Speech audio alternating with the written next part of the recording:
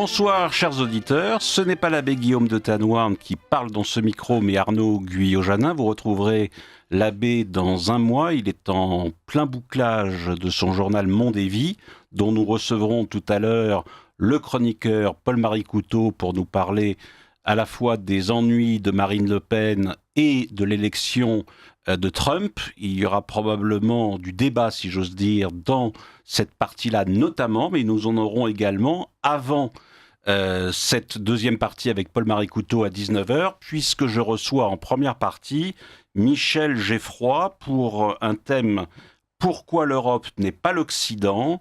Vous êtes énarque, ancien haut fonctionnaire, contributeur à la Fondation Pollemia. Vous avez publié plusieurs ouvrages, dont un avec Jean-Yves Le Gallou qui s'intitule « Le dictionnaire de la novlangue », puis seule la superclasse mondiale contre les peuples, la nouvelle guerre des mondes et le crépuscule des lumières aux éditions Via Romana, ainsi que Immigration de masse, l'assimilation impossible, et un autre ouvrage encore, Bienvenue dans le meilleur des mondes, aux éditions de la Nouvelle Librairie. Nous recevrons en troisième partie, à partir de 20h, Fabrice Madouas pour le 100e anniversaire de la revue France catholique, et nous parlerons dans cette revue notamment d'un personnage illustre, très intéressant, qui a fait partie de ce que Jean-Louis Delbel a appelé les non-conformistes des années 30, puisqu'il s'agira de Jean de Fabrègue, Fabrice Madouas étant le secrétaire de la rédaction de France catholique. Alors, Michel Geffroy, vous avez publié ce livre « Occident Go Home », titre un peu provocateur qui nous renvoie à certains slogans gauchistes à l'époque de la guerre du Vietnam où l'on parlait et on disait « Amérique Go Home ». Vous avez sous-intitulé cet ouvrage « Plaidoyer pour une Europe libre » et j'ai intitulé, comme je le disais tout à l'heure, cette émission « Pourquoi l'Europe n'est pas l'Occident ». Alors c'est la première question que j'ai envie de vous poser. Pourquoi l'Europe n'est pas l'Occident? Et est-ce que votre ouvrage est en quelque sorte une synthèse ou un résumé synthétique de ce que vous avez pu écrire auparavant dans les différents ouvrages que je viens de citer? Eh bien, bonjour. Oui, il y a une certaine continuité par la force des choses entre ce que j'ai pu écrire, en particulier une continuité avec l'essai que j'avais publié en 2020 qui s'appelait « La nouvelle guerre des mondes ». Et donc là, c'est un petit peu un approfondissement de cette analyse, parce que je constate que ce que j'analysais en 2020, ou que je prévoyais, selon les points de vue, Oui. est en train de se réaliser, et les choses vont même encore plus vite que je ne le pensais, hein, et en particulier le découplage entre l'Occident, je reviendrai sur ce que ça veut dire, et le reste du monde.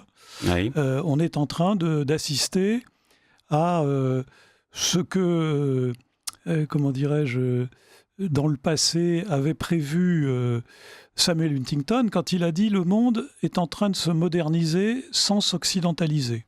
C'est ça qu'il avait écrit dans son fameux essai « Le choc des civilisations », hein, publié dans les années 90, donc il y a déjà un certain temps. Et c'est ça que nous voyons aujourd'hui. Nous voyons aujourd'hui des nations émergentes ou réémergentes, des États civilisationnels, comme on dit. Pensons à l'Asie, pensons à la Russie, pensons même à l'islam, on pourra en dire un mot.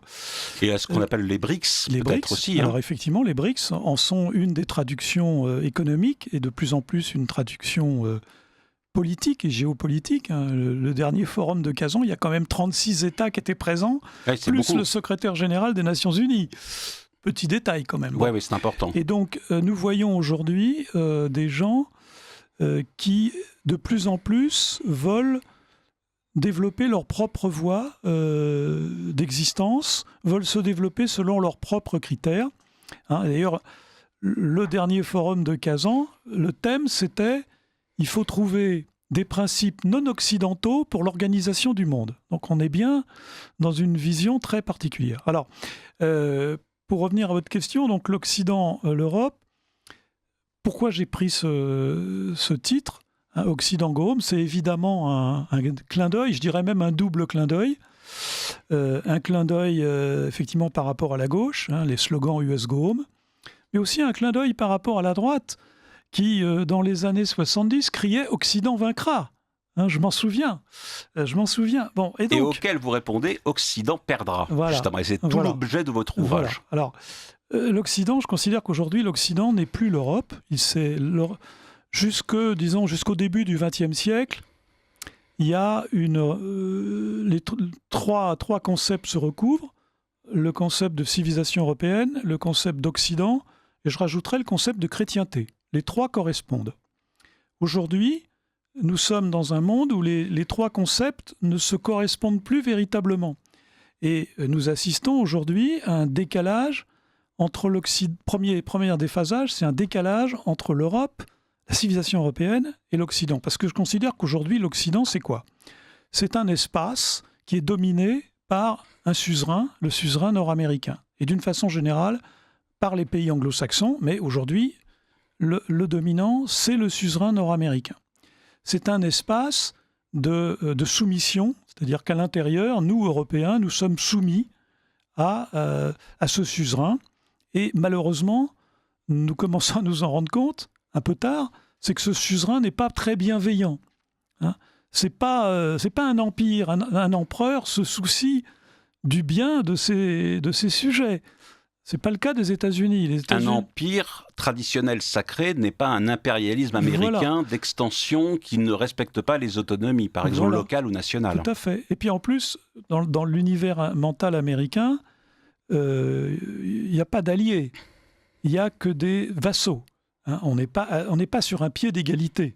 Donc ça, donc il est en train de se produire ce changement. Et en plus, aujourd'hui, les valeurs qui animent cet Occident, ce sont justement des valeurs d'anti-civilisation. C'est-à-dire que toute l'idéologie, toutes les folies idéologiques, hein, toutes les vertus devenues folles, pour reprendre une expression célèbre de Chesterton, nous viennent aujourd'hui de ce monde occidental. Hein, il y a toutes les folies, j'ai essayé d'y réfléchir, et toutes les folies viennent de là. C'est notamment par exemple au progressisme woke, j'imagine. Oui, bien sûr. Mais pas seulement. Parce qu'il s'est produit dans les années 60 l'émergence d'une nouvelle gauche américaine qui a progressivement dominé, infesté, si je puis dire, la société américaine, notamment via l'université. Hein, et donc que vous preniez le laxisme pédagogique du Dr Spock, que vous preniez la révolution des mœurs, que vous preniez le féminisme agressif, que vous prenez le wokisme aujourd'hui, le décolonialisme, la cancel culture. La cancel culture, c'est jamais qu'un remake de la table rase. Hein. On est censé abandonner sa culture, son identité pour créer l'homme nouveau. Une vieille utopie. Tous termes qui sont d'ailleurs anglo-saxons. Cancel culture, woke, etc. Oui, tout à fait. Hein. De même, l'état de droit, c'est-à-dire le gouvernement des juges. Vous parliez tout à l'heure d'un sujet d'actualité politique. Nous parlerons de Marine Le Pen et de ses ennuis tout à l'heure, voilà, avec Paul-Marie Couteau notamment. Le concept d'état de droit, c'est un concept anglo-saxon. Enfin, je veux dire, c'est pas du tout un concept européen. Donc, si vous voulez, il y a de plus en plus, il est manifeste que l'Occident n'incarne plus une civilisation, il incarne l'anti-civilisation. Si je faisais une image, je dirais, nous ne sommes plus au temps où Spengler écrit « Le déclin de l'Occident ». Aujourd'hui, c'est l'Occident lui-même qui incarne un déclin civilisationnel. Hein, il ne chute pas, il est le déclin par essence. Hein. Et c'est d'ailleurs en tout cas comme ça que les autres nous voient, que les autres civilisations nous voient. Et donc c'est ça qui est important aussi. Ce qui compte, c'est aussi le regard des autres. Hein. Donc quand je dis Occident go home, qu'est-ce que je veux dire ? Je veux dire d'abord, Occident go home, c'est ce que dit aujourd'hui la majorité de la population mondiale. Elle en a assez de ces donneurs de leçons occidentaux hein, qui veulent s'inviter dans la politique intérieure des États, qui veulent imposer leur lubie à la population. Pensons au malheureux gouvernement français qui avait trouvé le moyen de désigner un ambassadeur des droits LGBT pour l'Afrique. Ouais, c'est Toute délirant. personne qui connaît un peu l'Afrique se dit ça va pas marcher par définition. Bon, ou comme on veut développer le droit des femmes en Afrique, comme si les femmes ne soutenaient pas la société africaine. Enfin bon, donc bref. Ne serait-ce qu'en faisant beaucoup d'enfants, Voilà, déjà. ne serait-ce qu'en faisant des enfants, mais même plus que ça. Bon, bref. Donc aujourd'hui, c'est le monde entier qui dit Occident go home. La grande majorité de la population. Les BRICS aujourd'hui, les gens qui étaient au forum de Kazan, c'est quasiment la moitié de la population mondiale. Bon, bref. Donc, ce que j'essaie de dire, c'est ce slogan, il faut aussi que nous, Européens, nous le faisions nôtre. Car nous aussi, nous sommes embarqués dans cet Occident qui nous conduit à la catastrophe. Et parce que comme nous sommes des vassaux jetables pour l'oncle Sam. Et on le voit d'ailleurs, regardez ce qui se passe en Ukraine. On fait la guerre par proxy. Les Ukrainiens sont utilisés comme armes contre la Russie. Donc c'est pas gênant, ça gêne pas les Américains, comme les sanctions américaines qui mettent à bas l'économie européenne ne concernent pas l'économie américaine. Bon, bref, donc ce que j'essaie de dire, c'est qu'il faut aussi qu'on ait conscience de notre chute d'une certaine façon, c'est-à-dire que nous avons perdu notre autonomie, c'est-à-dire en clair notre souveraineté, notre liberté, et qu'en plus on est embarqué dans un monde de valeurs devenues folles et qui est en train de tuer la société. C'est ça que j'essaie de montrer. Alors, je disais aussi, il y avait 3 couches, il y avait l'Europe, l'Occident et il y avait la chrétienté. Oui. La chrétienté est bien malade en Europe occidentale aujourd'hui. Vous lui consacrez d'ailleurs 2 chapitres. Pour à la fois y répondre de façon positive par rapport à la décadence aujourd'hui actuelle et à peu près mondiale, si j'ose dire, mais aussi parce qu'il y a peut-être des remèdes et des alternatives à trouver de ce côté-là, de façon peut-être résiduelle, mais notamment dans le catholicisme de tradition, qu'en Europe, un certain nombre de personnes essaient de revivifier, notamment des prêtres. C'est notamment, quand j'évoque en fait les élites qui existent aujourd'hui à l'état natif et qui peuvent servir de renouveau. Mais globalement, on est quand même dans un monde occidental qui est très largement déchristianisé. Donc on est dans un système en crise. Cette crise, c'est l'Occident. Et les autres nous voient comme ça. Les autres voient les Occidentaux. Il faut voir comment les autres nous voient. Les autres voient les Occidentaux comme des fous, le pays des fous. Des hommes qui se déguisent en femmes, des gens qui ne veulent plus faire d'enfants, qui n'ont pas le courage de se battre, qui ne défendent pas leurs frontières. Comme je dis souvent, les immigrants qui viennent, ils n'ont pas de papier, mais ils ont un téléphone. Donc ça veut dire qu'ils peuvent communiquer avec leur pays d'origine. Et ils décrivent ce qu'ils voient. Je venais en taxi tout à l'heure et j'étais avec une mère qui me disait qu'elle avait une fille qui, à l'école, et dans une école catholique privée, était contrainte d'apprendre des manuels scolaires, des expressions comme par exemple, non pas les pronoms il ou elle, mais yel. Et quand elle allait dans la cour de récréation, il lui était stipulé qu'il fallait qu'elle appelle ses camarades yel. Et les parents repassent derrière pour certains d'entre eux, mais pour certains autres, malheureusement, tout ça est laissé à la main des professeurs. Oui, c'est-à-dire que les écoles sous contrat appliquent les programmes de l'éducation nationale et sont contrôlées en plus par des inspecteurs pour vérifier qu'ils appliquent bien les programmes. Bon. Mais alors, ce que je veux dire, c'est que le président russe a eu une expression lors d'un de ses grands discours en 2023 où il évoquait les folies sociétales des Occidentaux et il a dit qu'ils fassent ce qu'ils veulent. D'un discours où il disait au train où ils vont bientôt légaliser la pédophilie. Donc il a dit mais qu'ils fassent ce qu'ils veulent, on s'en moque. Nous assistons aujourd'hui à un décrochage. L'Occident est en train de se marginaliser à l'échelle du monde. C'est une situation auquel on n'est pas du tout préparé intellectuellement. J'ai envie de vous dire, Michel Geffroy, que si certaines personnes de la droite nationale et radicale sont pro-russes et pro-Poutine, il n'est pas évident que ces mêmes Russes ou que ces pro-Poutine soient très évidemment pro-européens ou pro-identitaires lorsqu'il s'agit de Français qui ont une conscience nationale, sociale, locale, européenne. Ça, c'est un peu le problème qu'on évoquera tout à l'heure. Finalement, le problème, n'est-ce pas que nous avons en nous l'Amérique. L'Amérique est en nous. L'Occident est en nous. Oui, alors... Et donc il ne s'agit pas simplement de le viser ou de le critiquer, mais de nous adresser nous-mêmes une critique intérieure pour nous désenclaver, si j'ose dire, de cette Amérique intérieure dont parlait Georges Valois, et qui est aussi le US Go Home. Mais le US Go Home, c'est peut-être notre maison intérieure. Tout à fait. Non, mais ça, vous avez parfaitement raison.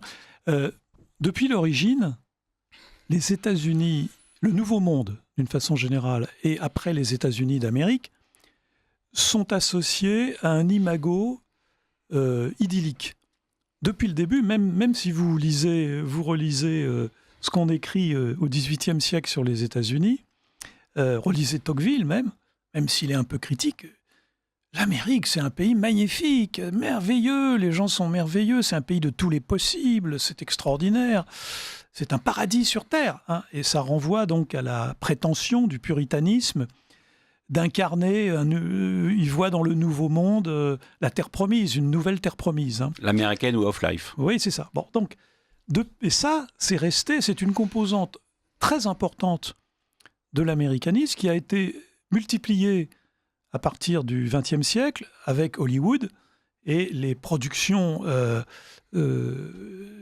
audiovisuelles, enfin surtout visuelles d'ailleurs, au départ, enfin de plus en plus visuelles, grâce au cinéma, de véhiculer une vision idyllique de l'Amérique. Et ça a beaucoup imprégné. Alors, je ne passe sur les événements historiques du genre les Américains nous ont libérés en 1944, etc., etc. Quand vous prenez l'autoroute pour aller à Strasbourg, je fais une incidente. Oui. L'autoroute traverse les champs de bataille de la guerre de 14, 18. Et il y a des panneaux qui indiquent les cimetières militaires. Eh bien, quels sont les cimetières militaires qui sont indiqués ? C'est des cimetières militaires américains. Oui. Je rappelle que les États-Unis ont perdu 100 000 hommes pendant la guerre de 14-18. Alors c'est beaucoup, mais enfin par rapport au nombre de morts français ou au nombre de morts allemands, ça n'a rien à voir. Et ben, pourtant, nous, on met les cimetières militaires américains.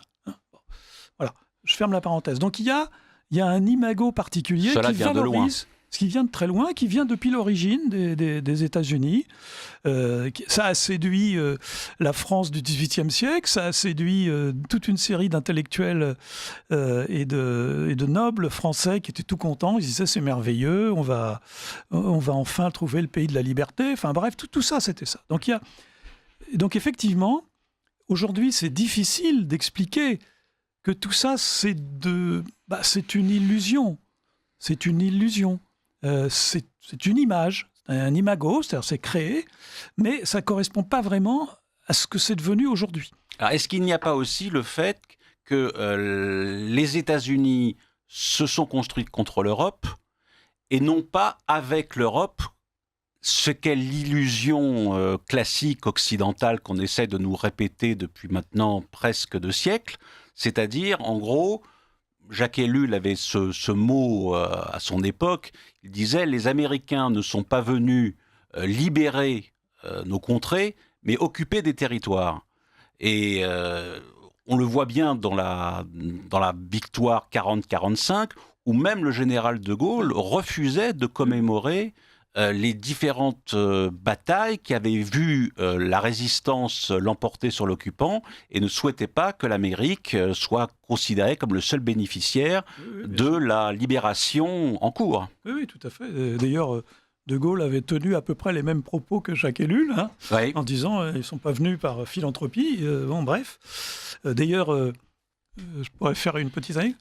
Le nom Overlord, l'opération du débarquement, qu'est-ce que ça veut dire, Overlord en anglais ? Ça veut dire suzerain. Oui. Ouais. Donc d'ailleurs, aujourd'hui, vu la façon dont on enseigne l'histoire aujourd'hui, je pense que dans peu de temps, la plupart des gens penseront que ce sont les Américains qui ont battu les Allemands à Stalingrad. Oui. Ben oui, parce qu'on est en train de nous expliquer qu'on a totalement neutralisé l'énorme sacrifice qu'a fait le peuple russe dans la Seconde Guerre mondiale. Bon. Donc, alors effectivement, un autre élément de l'imago favorable aux États-Unis, c'est la guerre froide. C'est-à-dire la guerre froide, les États-Unis se présentent comme un rempart de la liberté face au communisme. Ce qui n'est pas complètement faux à un moment donné. On se souvient de Kennedy à Berlin disant « Je suis un Berlinois, ich bin ein Berliner ». Bon. Ou même les Américains qui sont intervenus dans le conflit hongrois à Budapest en 1956, même s'ils se sont retirés très vite. Oui, faut ça pas commençait déjà mal. Ça commençait déjà mal, c'est-à-dire révoltez-vous. Mais après, nous, on vous laisse tomber. Bon, donc, alors ça a joué. Il y a eu la Corée, il y a eu aussi le Vietnam. Alors c'est pour ça que dans les années 60, certains criaient Occident vaincra. Mais alors ça a joué un élément. Mais le problème, c'est que quand la guerre froide s'est arrêtée. On s'est rendu compte on s'en est rendu compte progressivement que le suzerain américain continuait d'être suzerain, alors même que le péril communiste avait disparu, que l'armée rouge n'existait plus, que le pacte de Varsovie n'existait plus, on a quand même maintenu l'OTAN. Bon, donc c'est ça qu'il faut donc essayer de faire un effort. Après 66, c'est-à-dire au moment de la désintégration de l'Union soviétique en 91 et de la chute du mur de Berlin en 89. Oui, en toute logique, d'ailleurs. C'est ce qu'expliquent les Russes. Mais encore une fois, le problème, c'est que l'Occident, il est devenu l'empire du mensonge. Ouais, c'est ce que vous dites dans votre livre. L'Occident, c'est l'empire des valeurs en caoutchouc. Selon que ça aide ou pas les intérêts des dirigeants, il y a les bonnes et les mauvaises guerres, les bons et les mauvais dictateurs, les bonnes et les mauvaises épurations ethniques, les bons et les mauvais terroristes. Alors déjà, ça, vu de l'extérieur, les autres disent « mais attendez, vous n'êtes pas sérieux ». Et donc nous avons tellement intégré ces mensonges, l'idée que la vérité n'existe pas. D'ailleurs, en Occident, il n'y a pas de vérité. Ça n'existe pas, la vérité. Tout est relatif. On ne croit pas ce que disent les dirigeants des autres pays et des autres civilisations. On dit « non, eux aussi, ils mentent ». Parce qu'on a affaire à une vérité unique au détriment des vérités plurielles. Oui, c'est ça le problème. Et puis on croit incarner la vérité. On est dans une situation complètement folle. Enfin, je veux dire, c'est bien pour ça que c'est une maladie civilisationnelle. Tout à la fois, on prône le relativisme absolu. Il n'y a pas d'insécurité, il n'y a qu'un sentiment d'insécurité. L'autre jour, j'entendais même un journaliste qui parlait de sentiment d'inflation. Il n'y a pas d'inflation en France. Non, il y a un sentiment d'inflation. Donc nous sommes dans une logique où...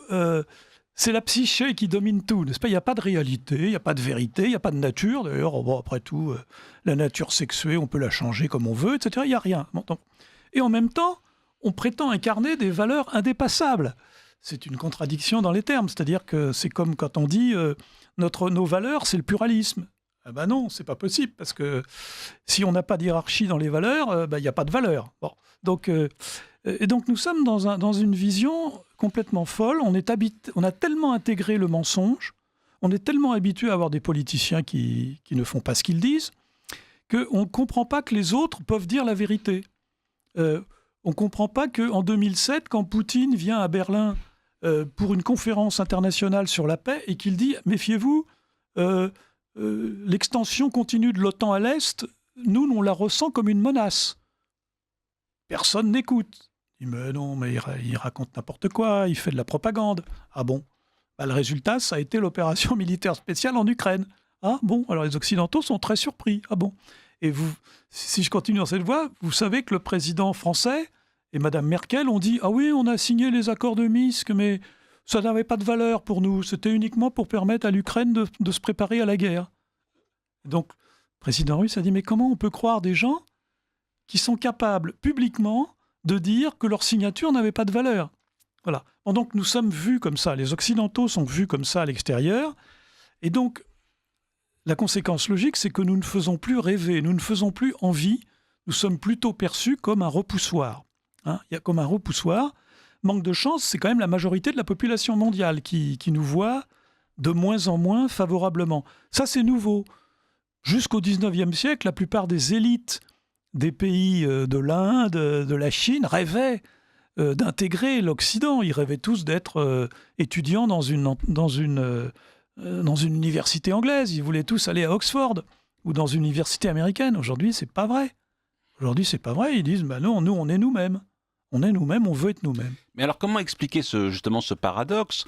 Plus l'Occident s'étend à la planète entière et plus une occidentalisation du monde se met en place, plus elle véhicule le vide de sens et la perte de soi, plus justement ce même Occident reflue dans les zones géographiques, culturelles, etc., diverses des différents peuples constitutifs de la planète entière, justement. Je reviens sur ce que disait Huntington. Le monde ne s'occidentalise pas. Il n'y a que les Occidentaux qui le croient. Le monde se modernise, c'est-à-dire que le monde prend à son tour les mêmes formes de modernité que l'Occident, et en particulier l'économie de marché, par parenthèse, on pourrait y revenir dans le cas des BRICS, mais il n'adhère pas aux valeurs occidentales. Oui, il ne s'occidentalise pas. Oui, mais alors ça veut dire que les Chinois, ils ont certes des téléphones portables, mais ils restent chinois. Les Africains, ils ont des portables, mais ils restent africains. Ils ne sont pas américains. Oui, mais ça veut dire aussi que vous croyez à ce moment-là à ce qu'on appelle la modernité occidentale, c'est-à-dire un mixte de modernité et d'occidentalisation. Grosso modo, le Japon aujourd'hui, un capitalisme de marché qui se conjugue avec une autorité ou un autoritarisme étatique assez fort, la Chine, etc. On pourrait multiplier. Est-ce que ce ne sont pas des exemples hybrides, mutants, d'une postmodernité à bout de souffle, qui justement n'est pas le retour des peuples sur la scène internationale face au mondialisme américano-centré et occidentalo-centré? Alors, il y a plusieurs choses dans ce que vous avez dit. Les BRICS, à mon avis, sont en train d'incarner un modèle qui est de plus en plus séduisant. Oui, de non-alignement. Alors, c'est non-alignement, mais même économiquement et socialement, c'est une économie de marché, un État fort, suffisamment fort pour envoyer les oligarques en prison, quand il faut. Nous, on leur donne la Légion d'honneur, c'est ça la différence. Suffisamment fort pour faire prévaloir le bien commun. Notion qui a complètement disparu en Occident. Il n'y a pas de bien commun, il n'y a que des droits individuels et des lobbies. Il n'y a pas de bien commun, ça n'existe pas. La société n'existe pas, comme disait Madame Thatcher. Oui. Donc, troisièmement, une population nombreuse, même s'il y a des différences, et travailleuse. La durée du travail n'est pas du tout la même que chez nous. Et enfin, une volonté de respecter les traditions, alors de faire le tri dans les traditions. Ça a été tout le tournant chinois avec Deng Xiaoping, la fameuse formule qu'importe la couleur du chat, ce qui compte c'est qu'il attrape les souris. Donc qu'importe les valeurs, l'essentiel c'est que ça nous profite à nous. Et aujourd'hui, les dirigeants chinois font clairement référence aux valeurs du confucianisme, mais modernisées. Ils n'ont pas tout pris. De même, je rappelle, désolé, en Russie, la Russie n'a pas rejeté son passé communiste. En Russie, il y a toujours les bâtiments avec la faucille et le marteau. Il n'y a pas eu de... comme disait Poutine, celui qui ne regrette pas l'Union soviétique n'a pas de cœur et celui qui veut la rétablir n'a pas de tête. C'est une belle signification. C'est la même chose que la Chine. C'est la même chose en Inde. Le principe du développement indien, ce sont des valeurs de l'Inde. Nous devons nous développer. Donc, si vous voulez, ce n'est pas l'Occident. L'Occident, aujourd'hui, rejette sa propre identité. Nous passons notre temps, notamment en France, à nous auto-flageller, etc., etc. On a fait du mal aux gens du FLN, etc. On passe notre temps à ça. Cet état d'esprit est complètement étranger aux leaders des BRICS. Donc, le système que représentent les BRICS aujourd'hui, ce n'est pas uniquement une puissance économique, un système économique. Bon, les nouveaux BRICS, ils représentent quand même la moitié des ressources énergétiques mondiales, petit détail, y compris les ressources qui servent à l'électrique, au lithium et compagnie, petit détail aussi. Mais c'est aussi une image civilisationnelle qui attire. En plus, vous parliez de la Chine, l'Organisation de coopération de Shanghai repose sur des principes complètement opposés aux principes occidentaux. Les Occidentaux se servent de l'aide économique, en clair du chantage économique, pour imposer leur idéologie. Comme la Banque mondiale avait essayé d'imposer les droits LGBT à l'Ouganda, en lui disant « vous aurez un prêt que si vous mettez en place une disposition favorable aux LGBT ». Évidemment, l'Ouganda a dit « on trouvera d'autres solutions ». L'Organisation de coopération de Shanghai a comme principe la non-ingérence dans les affaires intérieures des États. C'est tout le contraire de ce que nous faisons. Donc c'est un modèle qui est séduisant, qui prend certains côtés des valeurs occidentales. L'économie de marché, c'est quand même une invention occidentale. Le capitalisme. Le capitalisme. Mais c'est un capitalisme dirigé. Un peu musclé. Dirigé, avec un secteur public important. Ouais. Et encore une fois... un peu le capitalisme germano-nippon dont parlait Michel Albert, face au capitalisme anglo-saxon. Si on veut. Qui, d'une certaine façon, préserve les traditions des peuples dans une certaine mesure. Oui, enfin, encore que le capitalisme depuis, rénan, ça s'est quand même un peu rénan planté, a quand même beaucoup de problèmes depuis quelque temps. Bon, bref, mais c'est ça quand même. Et donc, c'est un modèle qui est séduisant, mais c'est plus un modèle occidental. Et d'ailleurs, quand on écoute ce que disent ces gens, ils disent bien clairement, nous voulons notre propre système. D'ailleurs, je rappelle qu'ils sont en train de mettre en place un réseau alternatif à SWIFT, c'est-à-dire qui ne dépend plus pour les échanges internationaux financiers.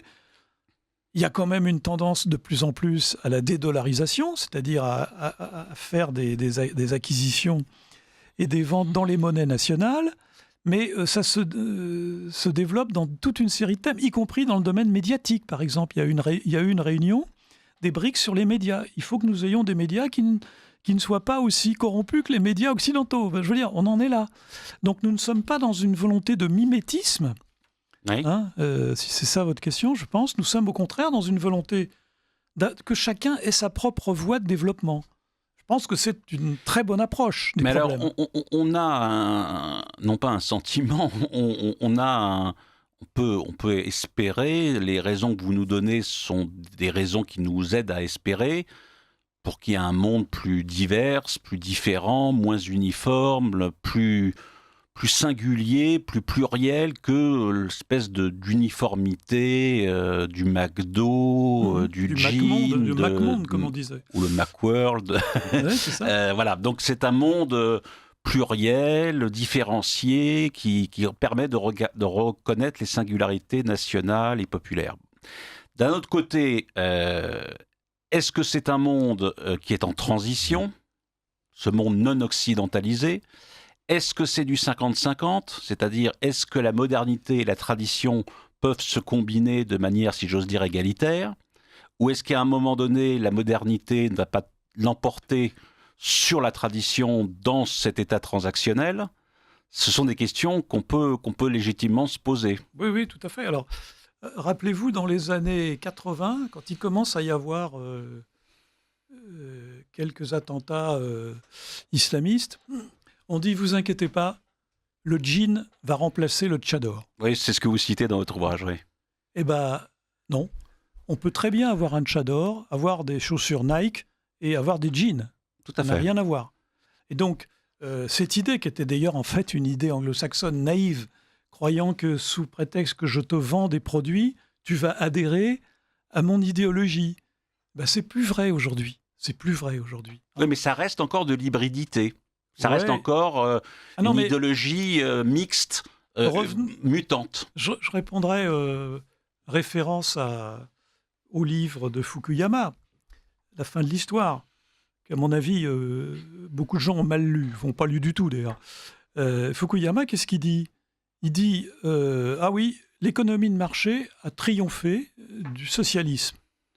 Parce qu'il dit l'économie de marché, elle est du domaine de la physique, des forces physiques.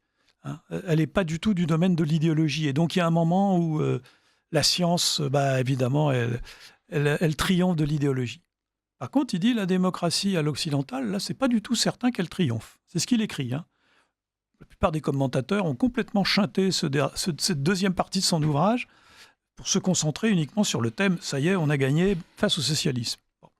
Donc, moi, je crois que quand Huntington dit « le monde se modernise sans s'occidentaliser », il a vraiment mis le doigt, je crois, sur quelque chose qui est en train de se réaliser.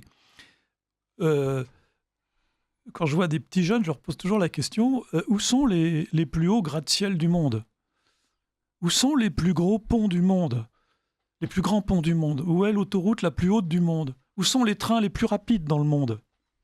Et aujourd'hui, on pourrait rajouter où sont les armes les plus sophistiquées, les armes hypersoniques, les bombes planantes. C'est plus en Occident, c'est maintenant en Asie ou en Russie. Donc, alors, je reviens sur ce que vous avez dit, la question de l'égalité. Ça, c'est un point, à mon avis, très important qui est évoqué par les BRICS. Et c'est pour ça que je pense, moi je suis un peu optimiste, parce que aujourd'hui, qu'est-ce que disent les BRICS? Ils disent ce que nous disions en Europe en 1648 avec un traité qui s'appelait le traité de Westphalie.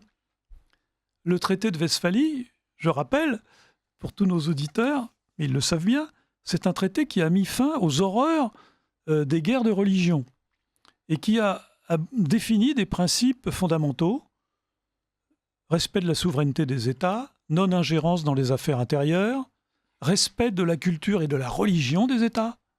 Hein, on ne dit pas vous êtes des nuls parce que vous n'êtes pas comme nous.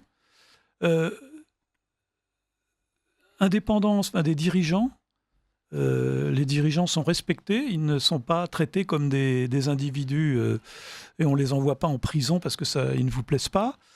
Toute une série de principes qui sont aujourd'hui, qui étaient les nôtres, les principes européens, qui sont aujourd'hui repris et revendiqués par les BRICS. Alors, ils ne citent pas le traité de Westphalie, mais ils citent les principes. Et parmi ces principes, il y a effectivement l'égalité des États. Le monde polycentrique, c'est quoi? C'est le monde de Montesquieu. Je fais un petit clin d'œil. Montesquieu, la formule, c'est le pouvoir arrête le pouvoir. Dans le monde polycentrique, plus personne n'a le pouvoir d'imposer sa domination aux autres, parce que les autres sont puissants. C'est ce que ne comprennent pas les Américains. Et quand M. Trump a pour slogan « Make America Great Again », ça veut dire qu'il n'a pas totalement compris le monde dans lequel on est. Parce que nous ne sommes plus dans un monde où les uns peuvent prétendre dominer tous les autres, ne serait-ce que parce que les autres ne le supportent pas. Et surtout, c'est pour ça que la formule d'Huntington est juste, moderniser sans s'occidentaliser, les autres ont désormais les moyens de nous résister. Ils ont désormais les moyens de résister aux Occidentaux. Les moyens économiques. Les BRICS, c'est une zone de croissance très forte.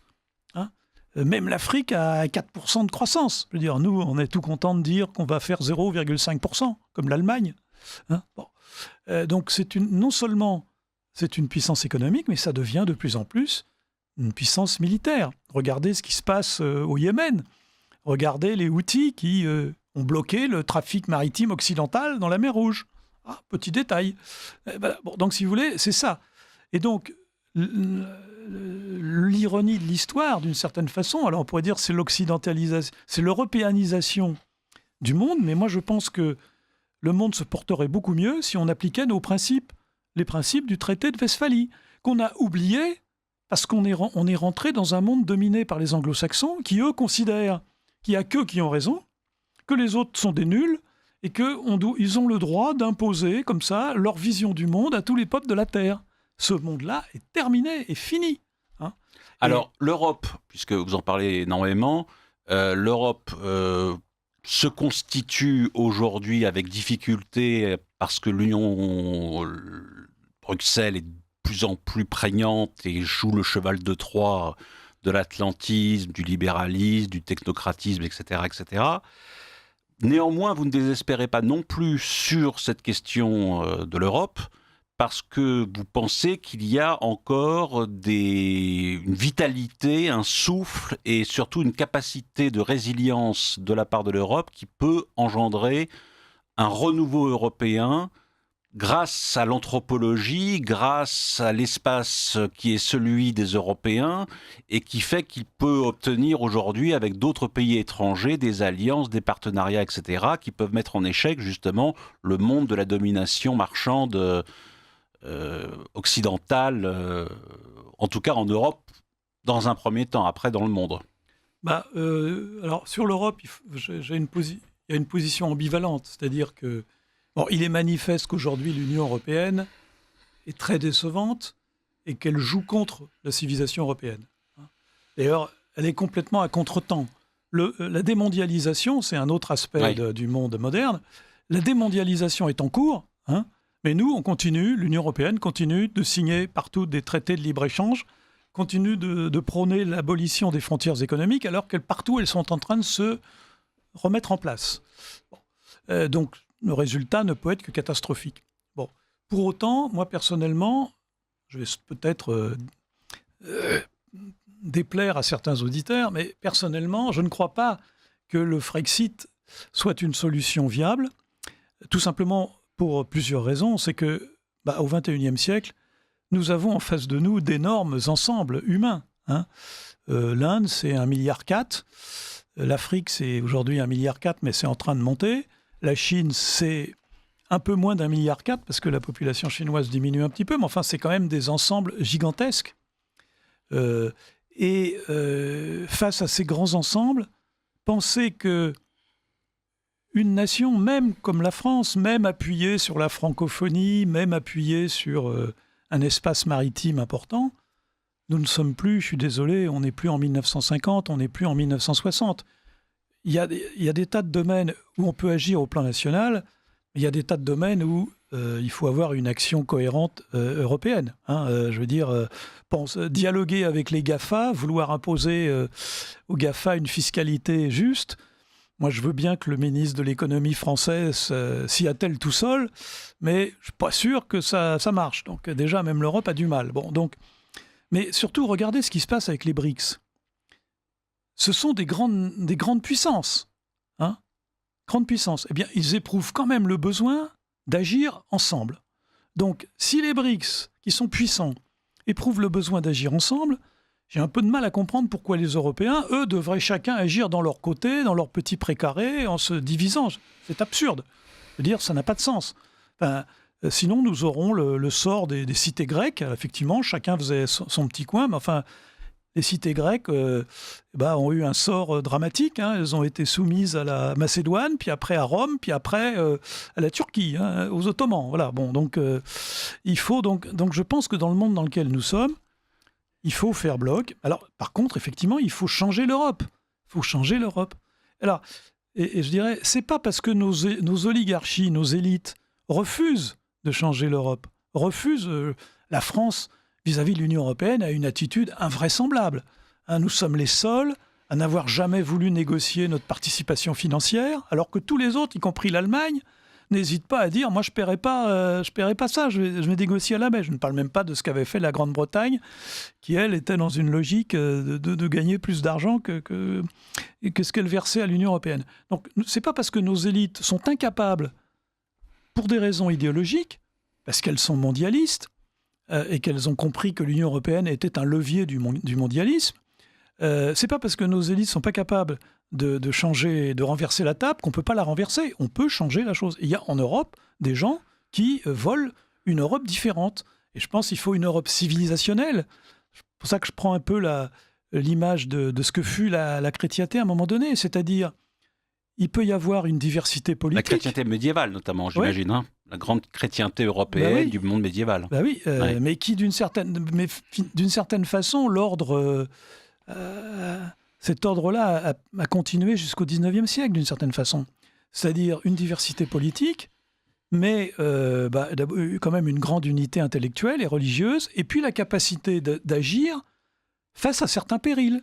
On était peut-être divisé en royaumes, mais quand il a fallu venir au secours de Vienne ou de lutter contre les Ottomans, l'Europe s'est unie en particulier. Donc je pense que ce modèle-là montre que c'est faisable et qu'on n'est pas dans un système tout ou rien. Le reproche que je fais un peu à ces partisans du Frexit, souvent ils disent des choses justes. Dans la critique de la mondialisation et de l'Union européenne. Ils ont raison. Mais dans la proposition, il y a quelque chose un peu jacobin, rétracté en fait. Puis, si j'osais, je dirais, ça me rappelle malheureusement ce qui s'est passé avec Vichy, quoi. C'est-à-dire, on veut s'isoler pour s'imaginer qu'on va échapper aux grands rapports de force mondiaux. C'est une erreur. On ne peut pas s'isoler. C'est pas possible. C'est un petit peu aussi le problème de la France seule. On retrouve chez Maurras, bien que la citation s'inscrit dans le cadre de la Seconde Guerre mondiale et pas à d'autres moments, contrairement à ce que sollicitent certains qui veulent attaquer Maurras. Comme je disais, on n'est pas en 1950 ou en 1960. Ça avait un sens.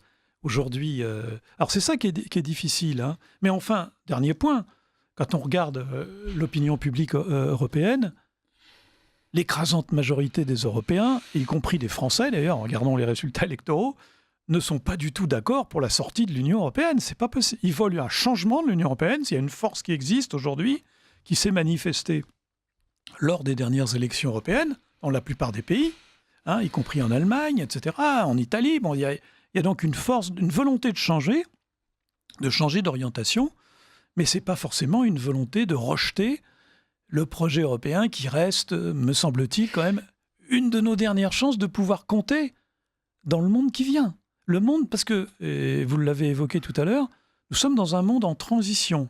Hein. Et les périodes historiques de transition sont toujours des périodes historiques dangereuses. Hein. C'est dangereux une transition. Hein. Donc on voit ce qu'on quitte et on ne sait pas vers quoi on arrive.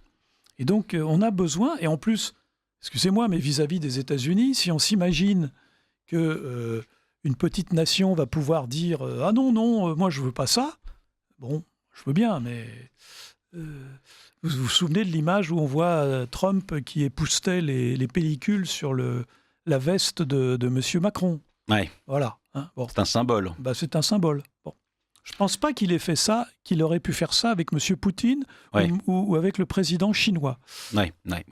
Alors, pour vous titiller un peu, dans votre ouvrage, vous expliquez que la technique, la science, et on ne peut pas s'empêcher de penser à un certain prométhéisme ou un certain faustisme qui serait peut-être le vôtre, et en même temps, vous parlez de la chrétienté qui vous semble être le modèle à la fois politique et religieux qui serait le plus susceptible de faire renouer les Européens avec leur identité, leur souveraineté, etc. Est-ce que vous ne croyez pas que cette technique, cette science, cette économie de marché, que le capitalisme risque de détruire tous les modèles sympathiques, mais précisément transitoires, qui justement sont en train de se développer, peut-être pour le meilleur, mais aussi peut-être pour le pire. Oui, alors la référence à la chrétienté, c'est pas forcément le retour. Non. Le passé ne revient jamais. Non, mais c'est l'esprit. C'est l'idée qu'on peut être dans une logique un peu confédérale, que c'est pas forcément une catastrophe, contrairement à ce que certains nous disent. Bon.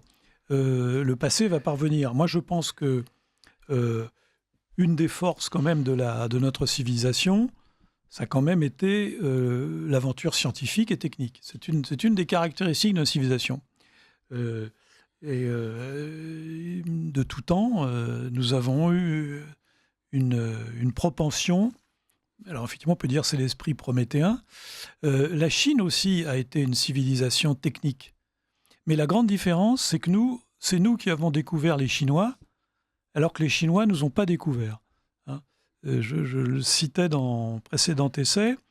Quand Christophe Colomb traverse l'Atlantique pour aller chercher l'Inde, il se trompe, hein, mais peu importe, il a 3 bateaux. À la même époque, il y a un amiral chinois qui est... l'empereur lui dit « faut aller explorer le Pacifique, parce qu'on ne connaît pas bien, il faut aller voir ce qui se passe. » Bon. Et donc, l'amiral chinois part avec une flotte de 100 navires. Le navire amiral chinois, c'est un monstre, c'est une jonque gigantesque. Il y a à l'époque, une chose absolument incroyable, il y a des cloisons étanches, il y a des tas de trucs, les voiles sont automatiques, enfin c'est fantastique. Il fait son tour, il revient, il dit « voilà ce que j'ai vu ». Et les Chinois disent « ouais, bon, bah c'est bien, mais ça ne nous intéresse pas. Finalement, on est mieux chez nous. » Et d'ailleurs, l'empereur interdit de construire des bateaux de haute mer. Oui. Donc, on voit bien les deux esprits. Nous avons un esprit de conquête. Les Européens ont conquis le monde, ils ont permis aux autres peuples de découvrir leur propre identité. Oui, mais vous vous rendez compte, si on annonce ça aux autres peuples du monde, on n'a pas beaucoup de chance de pouvoir avoir des partenariats, des alliances et une communion qui s'instaure parce qu'on aura toujours cette vision suprématiste et faustienne. Ce n'est pas du suprémacisme. Ça, on peut en discuter. Mais... C'est pas du suprémacisme, d'autant plus que les autres, aujourd'hui, ont acquis aussi la science. Il y a plus de taïkonautes chinois dans l'espace que d'astronautes américains. Donc, ce que je veux dire, simplement, pour revenir à la question des alliances, faut lire Huntington, mais il ne faut pas trop le lire. Huntington nous présente des civilisations qui s'affrontent. Oui, alors le problème, c'est que les civilisations sont beaucoup plus plurielles qu'on veut bien le dire. l'Iran chiite soutient l'Arménie. Les pays ne sont pas du tout aussi blocs, ce ne sont pas des blocs civilisationnels aussi forts et autonomes qu'on veut bien le dire. Ça veut dire qu'en toute logique, nous avons des marges de discussion. Le monde musulman est très divers en réalité. Même si le 11 novembre, il y a eu une conférence internationale pour la première fois à Riyad, où tous les pays musulmans étaient représentés, y compris les adversaires. Ouais. Les chiites, les sunnites, il y avait les Turcs, enfin, tout le monde était là. Parce que la situation au Proche-Orient commence à inquiéter le monde musulman, plus qu'inquiéter. Ouais. Je ferme la parenthèse. Mais donc, en fait, il n'y a pas de bloc. Les seuls qui croient au bloc, c'est les Occidentaux. Parce qu'on veut nous enfermer dans un bloc occidental. Mais nous avons la possibilité de débattre. Nous n'avons pas forcément les mêmes ennemis que l'Amérique, si je puis dire, hein, pour être clair. Oui. Et donc, ce fut d'ailleurs, c'est ce qu'on appelait la diplomatie dans le passé. On était capable de jouer les uns pour les autres. Même la France l'a fait. François Ier s'est allié avec le Grand Turc contre l'Autriche, vous voyez. Bon, donc, si vous voulez, donc on peut faire de la diplomatie. Notre problème aujourd'hui, c'est qu'on n'en fait plus. Parce qu'on en est à la remorque du suzerain.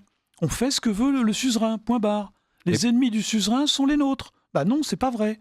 Mais nous avons une possibilité d'agir. Pour que le peuple et les peuples du monde se rebellent contre l'impérialisme américain culturel, militaire, économique, et donc contre les systèmes même européens qui s'américanisent de plus en plus, car c'est finalement ça l'occidentalisation du monde, d'une certaine façon, est-ce qu'il va falloir imiter des modèles qui sont ceux de l'Amérique pour leur faire concurrence et les rendre gagnants, ou est-ce qu'il va falloir au contraire voir de vraies alternatives, peut-être plus exigeantes encore, consistant à remettre en compte toutes les idéologies d'une modernité qui arraisonne le monde par cette technique, qui technolatrice ces peuples, qui rend les hommes homo economicus. Voilà, c'est un petit peu le pessimisme, si vous voulez, qui est le mien par rapport à votre optimisme plus volontariste. Non, mais on se rejoint sur le fait que, je dis, il y a besoin d'une révolution intellectuelle et morale. C'est-à-dire qu'il faut...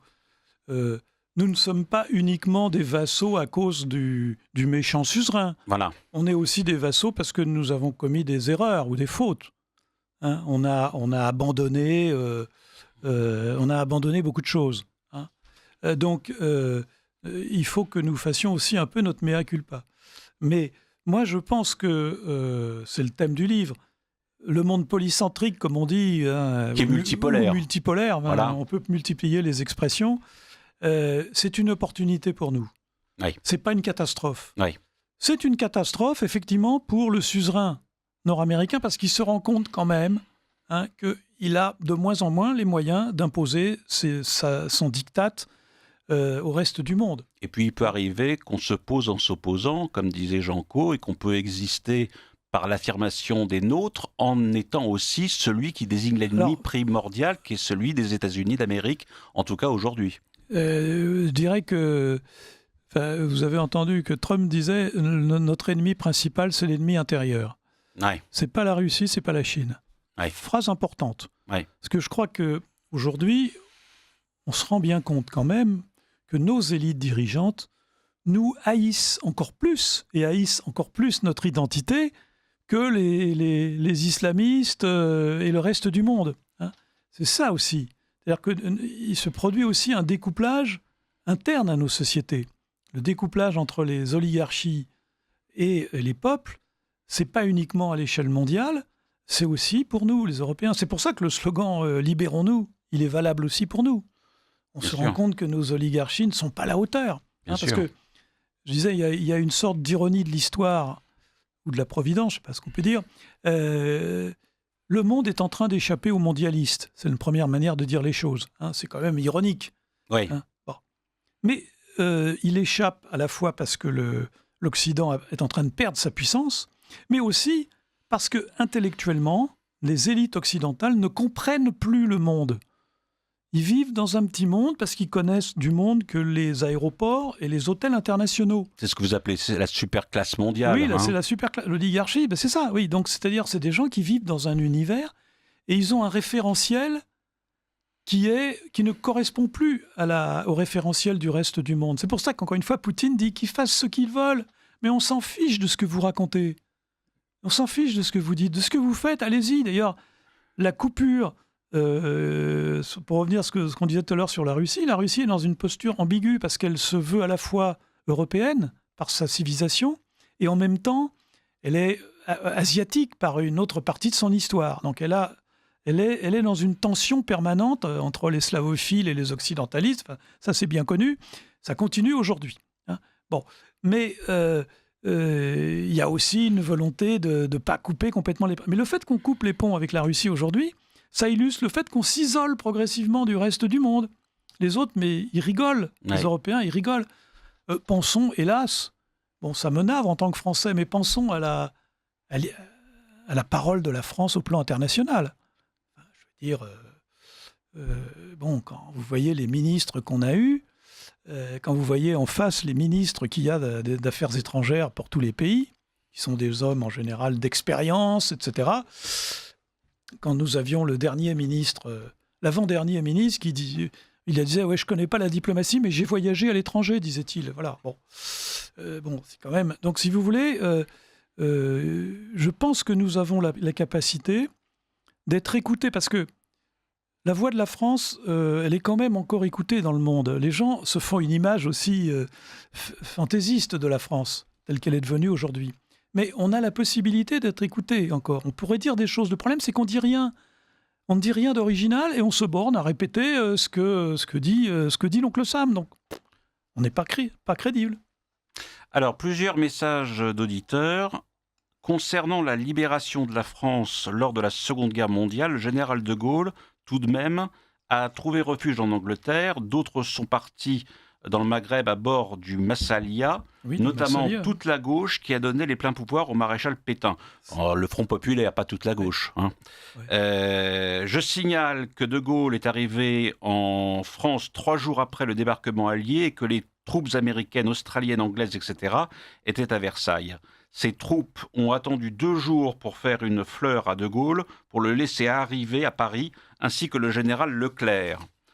En Normandie, il y a eu des milliers de tombes de ceux qui sont morts pour libérer la France. Je trouve que l'intervenant, alors c'est polémique, crache dans la soupe en déclarant que les Américains sont venus uniquement par intérêt géostratégique. D'abord, je ne crois pas avoir dit ça, mais enfin bon. Je rappelle aussi que le général de Gaulle et la France libre se sont opposés au projet américain qu'on appelait Langoste, c'est-à-dire d'imposer à la France une administration militaire, parce que la France était considérée comme un pays ennemi, que les États-Unis avaient déjà imprimé une monnaie d'occupation, et que le général de Gaulle et la France libre s'est battu pour empêcher ça. Bon, donc j'ai jamais craché sur les États-Unis, j'ai simplement relativisé à l'échelle de la Seconde Guerre mondiale l'importance du sacrifice du peuple russe. Hein, c'est au moins 20 millions de morts, hein, je rappelle, qui n'a strictement rien à voir avec le sacrifice des soldats américains en Europe. C'est 2 choses différentes. Puis alors, je prolongerai en disant qu'en 1966, le général de Gaulle nous a fait sortir de l'OTAN, a fait sortir la France de l'OTAN. De l'organisation militaire. Voilà, et que c'était également une libération pour la France. Alors, d'autre part, message, les Chinois viennent de présenter le prototype d'un chasseur de 6e génération, furtif, pouvant opérer à la fois en basse altitude, mais aussi sur l'orbite Mars, 400 mètres d'altitude. Les Chinois ont déjà 2 appareils de 5e génération, dont un qui surpasse très légèrement le F-35 américain, en termes de charge emportée, de vitesse, de rayon d'action, le tout par des facteurs de l'ordre des 2. Un amiral américain vient de révéler que d'après lui, les porte-avions géants américains ne survivraient pas plus de 20 minutes aux missiles hypersoniques chinois. Il faut redescendre sur Terre et se méfier des clichés fortement arriérés. Alors là aussi, je ne comprends pas très bien la remarque de l'auditeur qui semble viser Michel Geffroy. il me semble pas que vous ayez dit quelque chose qui contredisait ce message. Voilà, je ne crois pas Donc, être arriéré, mais... on a laissé ce message qui doit être lu, on l'a lu. Non, je crois même avoir dit où sont les armes les plus modernes. Les plus modernes aujourd'hui, elles sont plus en Occident. Oui, tout à fait. Le PIB de la France est à plus de 57% produit par le secteur public. Or, il est un fait essentiellement d'infrastructures parfaitement improductives, au mieux produisant des services intérieurs qui ne génèrent que des dépenses de fonctionnement financées par les impôts et taxes qui grèvent la productivité de l'économie marchande. Ces prétendus investissements ne sont financés que par l'endettement public, que ce soit la dette de l'État, des collectivités ou des municipalités. Cette soi-disant croissance ne mesure que l'assiette des impôts. En plus, la part des services financiers vient gonfler cette activité alors qu'elle est en grande partie parasitaire. La croissance des pays non occidentaux n'a donc aucun point commun avec le rideau de fumée. Elle repose sur une économie réelle, productive. Alors, non-occidentaux, je veux dire. Je pense qu'il a voulu dire non-occidentaux. Oui, sans doute non-occidentaux. Oui, donc c'est ça, la croissance des pays non-occidentaux. Oui, tout à fait. L'auditeur a tout à fait raison. D'ailleurs, on va en parler samedi au colloque de Polémia, qui est consacré au problème de dette. Alors, forum de Polémia, vous pouvez peut-être nous en dire 2 mots. Ça va avoir lieu où, quand et à quelle heure? En tout cas, vous êtes l'un des intervenants. Oui, moi je fais l'introduction, mais c'est un colloque qui est consacré à la dette française et aux moyens d'y remédier. Donc il a lieu le samedi de 10h toute la journée, de 10h à 18h30. Il a lieu à 8 rue d'Athènes, à Paris, dans le 9e arrondissement. À côté de la gare Saint-Lazare. Voilà, donc il y a de nombreux intervenants de très haute qualité pour évoquer un peu ce que dit cet auditeur, c'est-à-dire qu'il y a effectivement en France des dépenses qui sont non seulement improductives, mais qui sont même nuisibles. C'est le thème en fait. C'est-à-dire nous considérons que pour remédier à l'endettement énorme de la France, c'est pas une question de recettes comme veut faire la gauche. Il faut s'attaquer aux dépenses nuisibles parce que on dépense. Exemple des dépenses nuisibles, la folle politique migratoire, voilà un exemple de dépense nuisible. Le financement des médias de propagande, ça c'est une dépense nuisible, etc. On évoquera les folies de la transition énergétique par Fabien Bouglet, qui est un grand expert de la question. On parlera des aides que la France donne à des tas de pays étrangers en pure perte. On parlera du coût de l'Union européenne. Enfin bref, il y a des tas de sujets. Je crois même qu'il y aura une intervention du professeur Jean-Claude Martinez. Tout à fait, oui. Alors, si vous voulez être au courant, si vous voulez sourire, même rire, et vous passer un moment à la fois intéressant, enrichissant et ludique, n'hésitez pas à voir et à écouter le professeur Jean-Claude Martinez, parce que c'est toujours extrêmement drôle et toujours percutant, et je pense que vous ne perdrez pas votre temps à venir écouter notamment Jean-Claude Martinez et bien d'autres orateurs, évidemment tout ça sous l'égide de Jean-Yves Le Gallou. Alors, autre message d'auditeur encore polémique, mais vous allez répondre parce que vous êtes courtois, Michel Geoffroy. La polémique est dans la vie. Et puis ça renvoie à Polémia. Voilà. Alors, donc, pas d'inflation. J'ai retrouvé un ticket de caisse de supermarché qui datait de l'an de grâce 2000, avant l'euro, conservé avec une garantie d'outillage. Les prix de l'alimentation ont plus que doublé depuis. On se demande où est la prospérité, le plein emploi et le bonheur promis avec l'euro magique. Merci mais pour avoir le début d'une explication, il suffit de regarder le documentaire France-Afrique de Patrick Banquet qui a été diffusé sur Arte pour voir que tous les partis qui s'autoproclament républicains pour comprendre l'étendue de la corruption, de ce qu'elle suppose comme moyen de chantage, de pression sur tous ces prétendus décideurs pour qu'ils sacrifient l'indépendance et le bien commun du pays pour leur prébonde.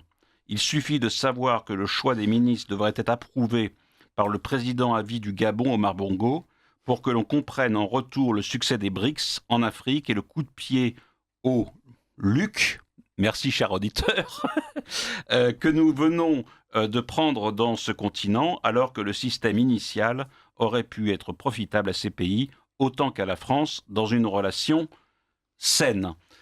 Il y a Vous voulez rebondir sur cette deux sujets. information? Oui, je n'ai pas rebondi tout à l'heure sur une des questions.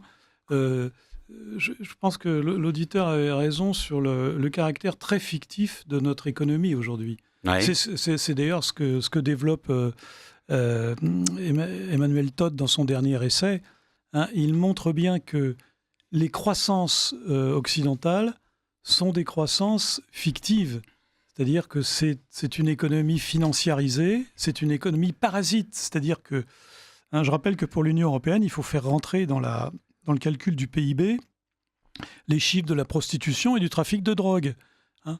Bon, donc nous sommes dans une vision très particulière de l'économie. On ne produit plus rien d'ailleurs. Hein. En fait, l'industrie en France, c'est 9% du PIB. Nous sommes juste derrière la Grèce. Enfin, juste devant la Grèce, pardon, devant, pas derrière. Nous sommes devant la Grèce. Bon, alors que le reste du monde, c'est devenu la Chine est devenue l'usine du monde. Bon, donc, ça a un impact effectivement sur la richesse. Hein, et ça, c'est vrai. Sur l'Afrique, moi, je pense qu'il ne faut pas négliger un point. Il y a aujourd'hui de nouvelles élites africaines. La France-Afrique, c'est les anciennes élites qui connaissaient la domination, l'Empire français, la domination française. Ces gens-là ont été balayés, ils sont morts, ils sont partis en retraite, ils n'existent plus. Aujourd'hui, vous avez des jeunes, notamment des jeunes militaires, qui ont une vision très différente, et y compris très différente du développement de l'Afrique. Hein. Je veux dire, c'est pas... si nous avons du mal à nous maintenir en Afrique, c'est pas uniquement à cause de nos bourdes diplomatiques, hein, c'est aussi parce que les Africains commencent à se prendre par la main pour un certain nombre de choses, et en particulier parce qu'ils sont plus séduits par l'aide chinoise ou russe que par la nôtre. Ah oui, eh oui.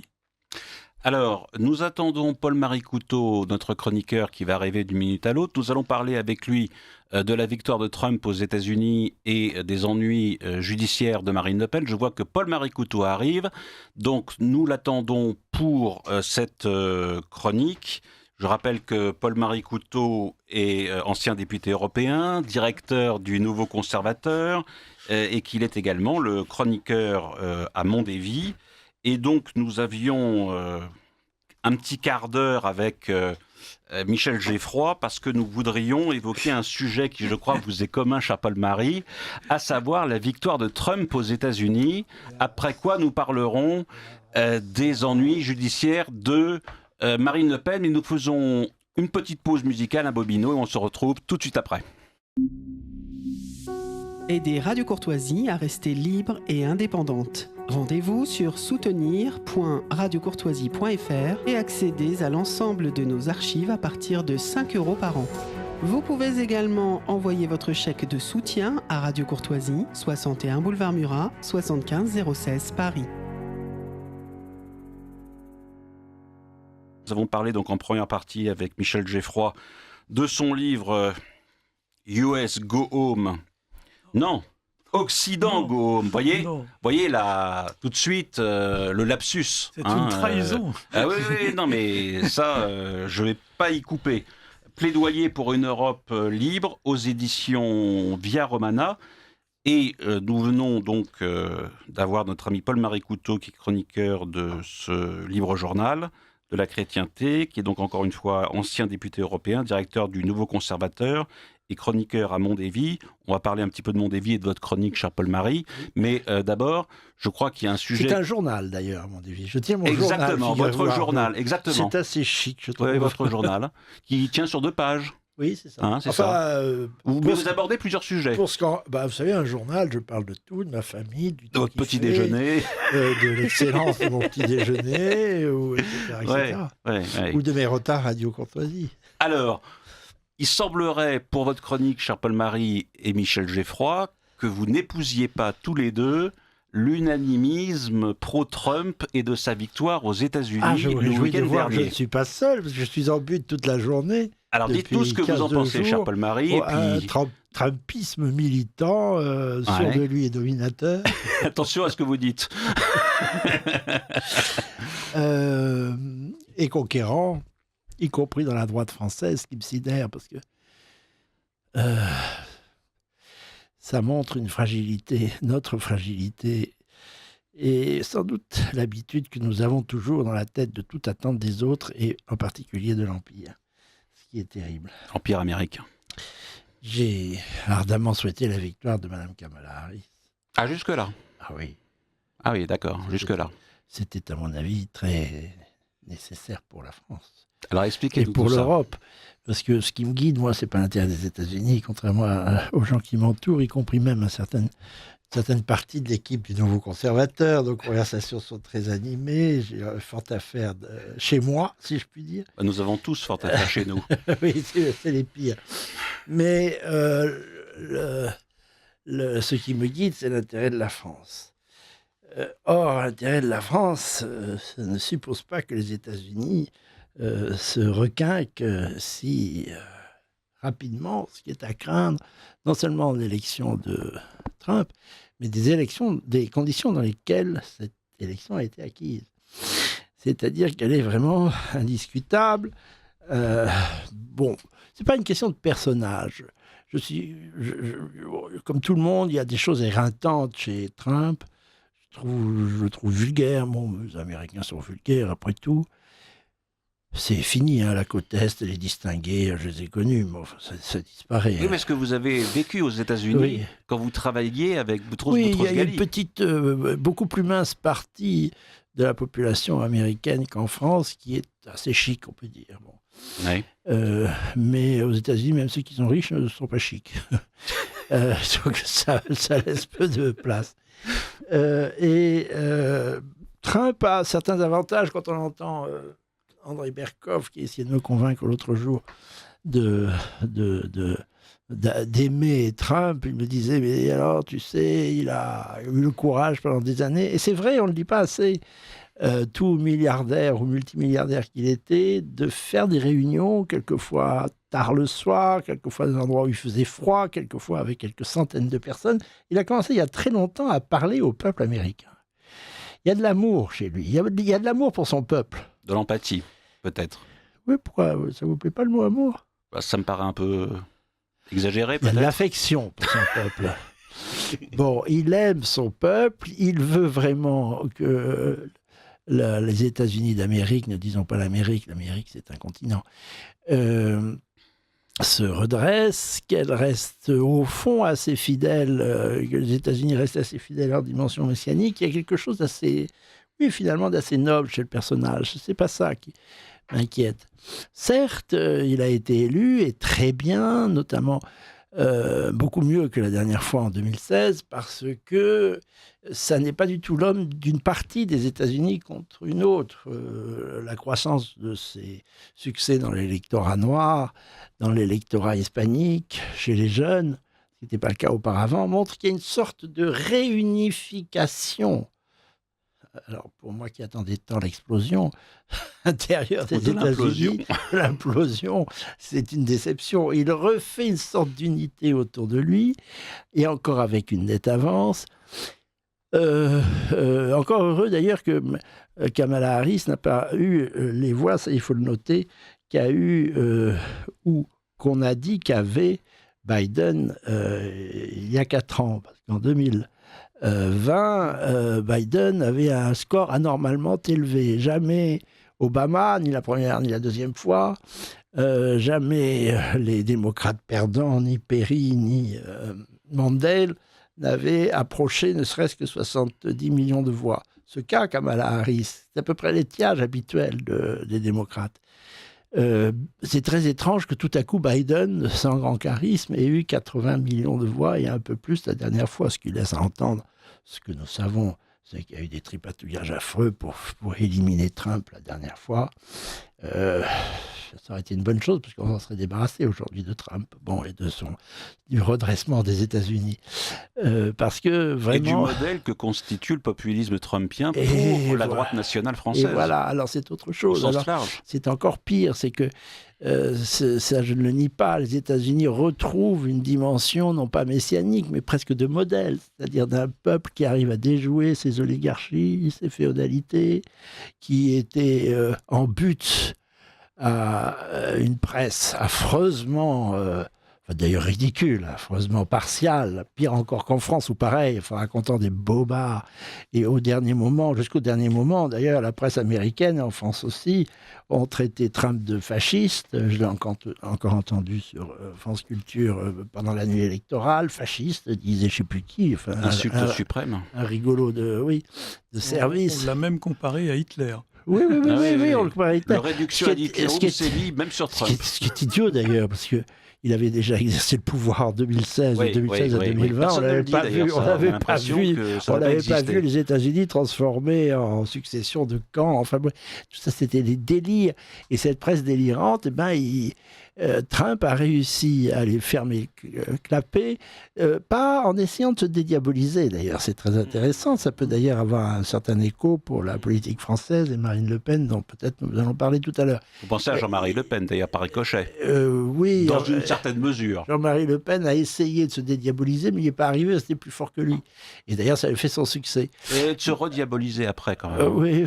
Après, après, il n'avait plus rien à perdre. Donc, il n'y a pas eu de calcul. Mais le calcul de Trump était pas mal. C'était, non, je ne céderai pas aux mensonges et à la pression médiatique en misant sur le fait que les Américains n'étaient pas si bêtes que nous le croyons et qu'ils finiraient par ne plus rien croire des bobards, enfin des choses extraordinaires. Kamala Harris, à la fin, n'avait plus aucun argument. Elle inventait tous les 3 jours une vedette de chansonnette. Enfin, je n'ai pas les noms en tête, elles sont toutes plus éphémères les unes que les autres, sans s'apercevoir d'ailleurs que ces vedettes plaisaient beaucoup aux jeunes de 12 à 15 ou 16 ans qui d'ailleurs ne votaient pas. Donc ces ralliements étaient cons comme la lune, excusez-moi.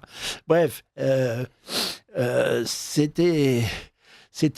très net comme victoire, et en plus, elle est acquise dans des conditions excellentes pour lui. Non seulement, je viens de le dire, il réunifie le peuple américain, mais en plus, il vise le redressement américain là où il le faut, c'est-à-dire moins de dépenses américaines qui épuisent le budget, moins de dépenses militaires, qui épuisent le budget des États-Unis.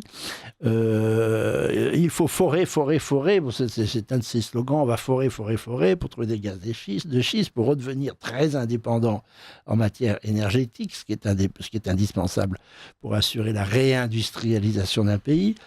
Ce que nous avions acquis d'ailleurs avec EDF, qui était la plus grande entreprise d'énergie du monde et que nous avons réussi bien entendu à démanteler, de telle sorte que non seulement nous n'avons plus la plus grande entreprise d'énergie du monde qui a assuré notre croissance industrielle pendant plusieurs décennies, mais nous l'avons détruite et nous payons l'énergie plus cher que la moyenne. Bon, et qu'on va même être obligé d'acheter de l'énergie sans doute aux États-Unis. Bon.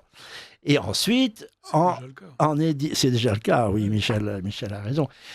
Et ensuite, en retrouvant une bonne dose de protectionnisme, c'est-à-dire qu'on peut être sûr qu'il va redresser ce pays.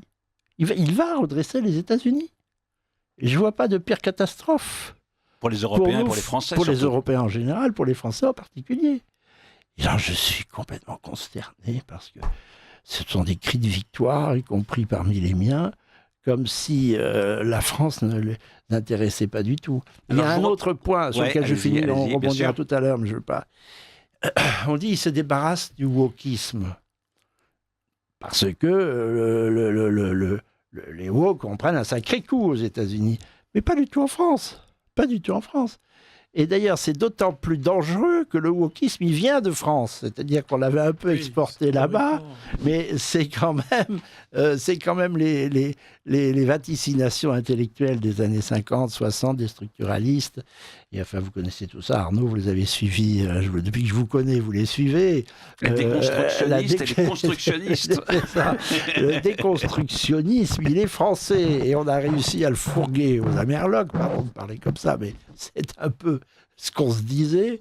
Mais il venait quand même des campus américains au départ. Hein. Non. Les campus américains ont été séduits par Lévi-Strauss, par Deleuze, par Lyotard, par Derrida, etc.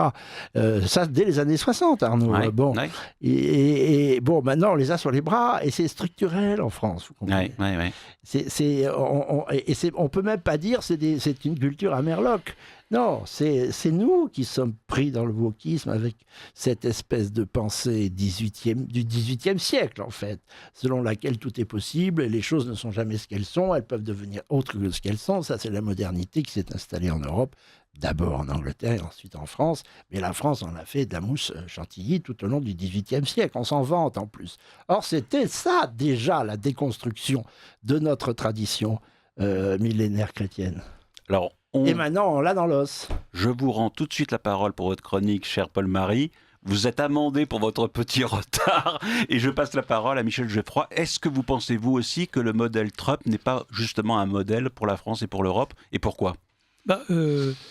Moi, la Trump mania, effectivement, d'une partie de la droite me laisse un peu songeur, parce que, d'abord, je pense qu'on surestime le rôle des personnes. En vérité, la politique américaine, je pense qu'elle résulte des données beaucoup plus fondamentales que l'identité d'un président.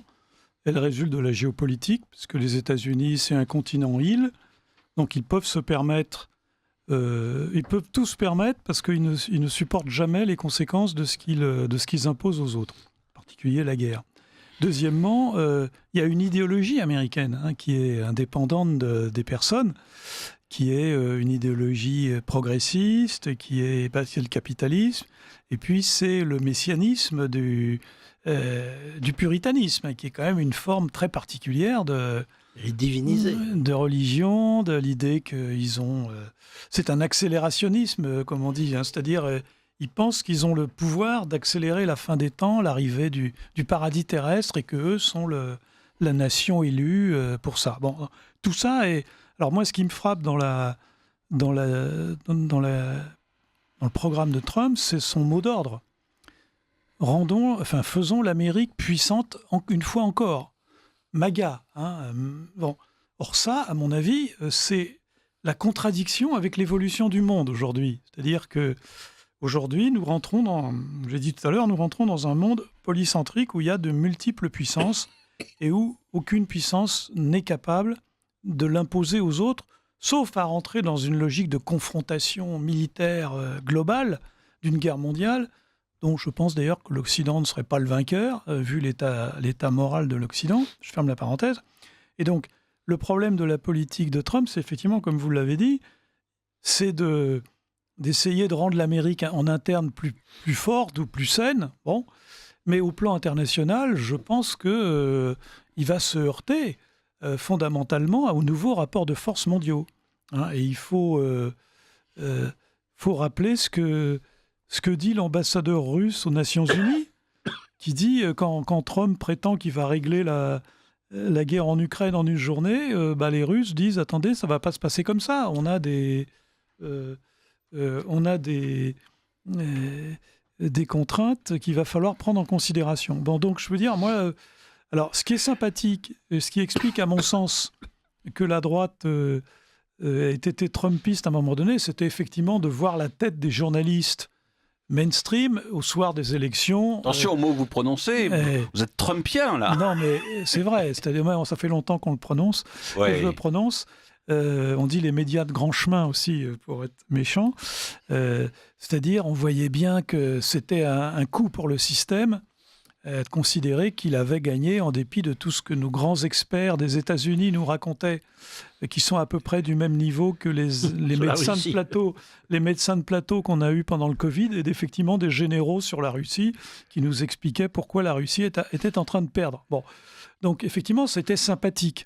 Mais je partage effectivement ce que dit Paul-Marie Couteau. C'est vrai que pour l'Europe, des États-Unis qui veulent être puissantes ou redevenir puissantes, c'est pas forcément une meilleure opportunité pour nous. Et qui choisissent la bonne voie pour l'être. Oui, oui. Parce que je crois qu'ils ne se trompent pas. Finalement, le Great Again, il va marcher sur notre dos. Jusqu'à maintenant, l'Amérique représentait l'hyperpuissance, et on ne voit pas très bien ce qui pourrait changer avec Trump, d'incarner toujours cette hyperpuissance, et non pas d'être une simple puissance parmi les puissances dans le monde. Non, mais c'est là là où il y a un problème. À mon avis, c'est là le nœud du problème. Il y a un malentendu du point de vue des On nous a Américains. critiqué dans les milieux de droite les défauts de l'hyperpuissance par rapport à celle de l'Europe et de la France, mais avec Trump, c'est encore un renchérissement dans l'hyperpuissance. Non, mais si je puis me permettre, comme le rappelait tout à l'heure un auditeur,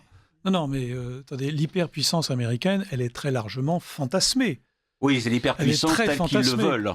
L'hyperpuissance militaire américaine, attendez, ils n'ont plus de munitions. Ils ont dû acheter des munitions à la Corée du Sud. Enfin, je veux dire, le chasseur F-35 américain, c'est un échec industriel qui ne marche pas, effectivement. J'ai peur que Trump redresse tout ça. Vous savez. Peut-être, mais Oui. attendez, le mandat, je rappelle que le mandat, c'est 4 ans. Hein. Il faut C'est que 4 l'hyperpuissance reste l'hyperpuissance pour que justement l'Europe et la France se redressent et Non. critiquent cette même hyperpuissance, Non, selon non, vous, non, Palmarin. Non, vous On a n'allez pas besoin- jusque-là. on quand a même. besoin de s'en Je n'y débarrasser crois pour pas. la finale. Je n'y crois pas. besoin. Merci Michel Geffroy, en tout cas, pour votre Merci de présence m'avoir à cette invité. émission et votre livre que les auditeurs pourront se procurer assez rapidement et facilement dans les bonnes librairies et aux éditions Via Romana. Occident, Go Home.